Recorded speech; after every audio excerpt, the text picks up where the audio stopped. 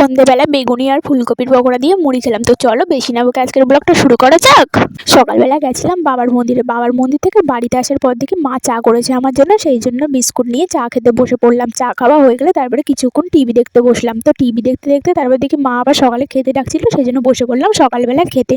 আজকে সকালে খেয়েছিলাম ভাত, আর তার সাথে ছিল গাজর বিনস একসাথে ভাজা। সকালবেলা আমি যখন চা খেয়ে টিভি দেখছিলাম তখন মেসি গাজর আর বিনসটাকে ভেজেছিল সকালবেলা ভাত দিয়ে খাওয়ার জন্য। সকালবেলা খাওয়া দাওয়া হয়ে গেলে তারপর বসে পড়েছিলাম টিভি দেখতে। অনেকদিন হয়ে গেছে বেলায় টিভি দেখা হয় না। সেই আগে যখন বিগ বস দেখতাম তখনই বেলায় একটু টিভি দেখা করতো। মাঝে তো আবার এসব বাজার টাজার করতে যেতাম, এসে আবার ফোন দেখতাম। তো বেলায় তো অনেকদিন টিভি দেখি না, তো আজকে ভাবলাম একটু টিভি দেখি। তো টিভি দেখতে দেখতে কখন যে বেলা পেরিয়ে আবার দুপুর হতে চললো মাথাই ছিল না। তো ভাবলাম টিভি তো অনেকক্ষণই দেখেছি, দুপুরও তো প্রায় হতে যায়, তা না একটু মাঠের দিক থেকে ঘুরে আসি। সেই জন্য চলে গেছিলাম একটু মাঠের দিকে। মাঠে তো গিয়ে দেখি প্রচুর হাওয়া দিচ্ছিল। তো যাই হোক চলো মাঠে ঘুরতে ঘুরতে একটু কমেন্ট পড়া যাক।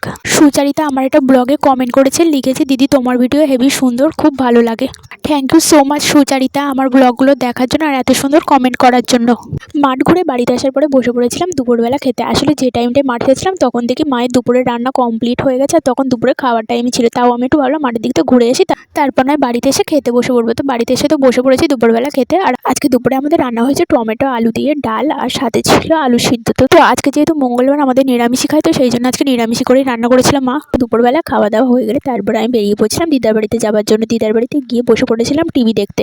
দিদা আজকে একটু গেছিলো বড়মার বাড়িতে। তো দিদা আমাকে বলে গেছিলো তুই যখন পড়াতে যাবি গেটে তালা দিয়ে যা। সেই জন্য আমার বিকালে পড়াতে যাওয়ার টাইম হয়ে গেলে গেটে তালা দিয়ে তারপর আমি চলে গেলাম বিকালবেলা পড়াতে যাওয়ার জন্য। বিকালে পড়িয়ে বাড়িতে আসার পর দেখি সন্ধ্যেবেলা মেজি বেগুনি আর ফুলকপির পকোড়া করেছে। তো আজকে সন্ধ্যেবেলা বেগুনি আর ফুলকপির পকোড়া দিয়েই মুড়ি খেয়েছিলাম। আসলে প্রথমে বেগুনি করবে বলেছিল তারা, কিন্তু আগের দিন একটা ফুলকপি থেকে অর্ধেক কেটে নিয়ে সরস্বতী পুজোর দিন যে খিচুড়ি করেছিল ওর মধ্যে দিয়েছিল, আর অর্ধেক ফুলকপিটা পড়ে পড়ে শোকাচ্ছিল। তো মেজদি ভাবলো অল্প করে একটু বেগুনি করি আর ওই যে বাকি ফুলকপিটা আছে ওটাকে পকোড়া করি। ভালোই করেছে, ফুলকপিটার পকোড়া করেছে। এইটাই সরস্বতী পুজো হয়ে গেছে, কতদিন হয়ে গেছে ফুলকপিটা পড়ে থেকে থেকে একদম নষ্টই হয়ে যেত। যাই হোক আজকের জন্য এতটুকুই, দেখা হচ্ছে নেক্সট ব্লগে।